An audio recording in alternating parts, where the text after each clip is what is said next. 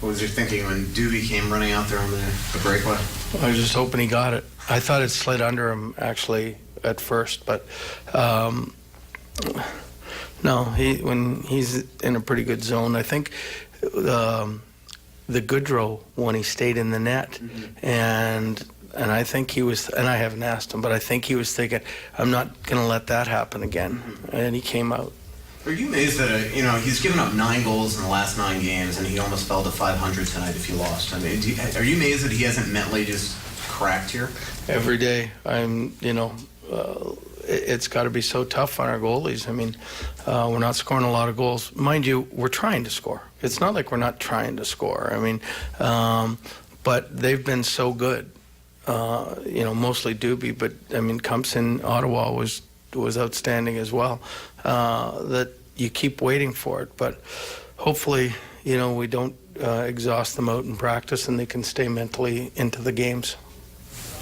You mentioned this morning that you were a little wary that now cheating for offense that you could break down defensively. Are you happy with your defensive approach? Yeah, I think we held them to 26 shots. I mean, they had a few pretty good chances and 1 goal called back, but I think for the most part, if we can hold teams, keep playing defensively like that, it shouldn't alter our scoring. Eventually, we're going to score. And I told them this morning, like last year, we just didn't score. The first 10 games, we were shut out 6 times, but we stayed the course. And the ones that were hitting the post at the beginning of the year, and we're now starting to go in. And I feel this team's going to be very similar. Just the physicality of the game, bowling, jumping in right from the beginning. Did you like just kind of guys sticking up for each other the whole time? Absolutely. Coaches love that. Players love that. I mean, so it's if you want to be successful as a team, you have to have your brother's back, so to speak, and see him jump in so quick with no hesitation. It was great. And by the way, I thought he was tremendous all night long. Him and Broads, were our best defense pair. On the one that was called back, how much of that is Suter just being able to redirect him and throw off the timing of that rush?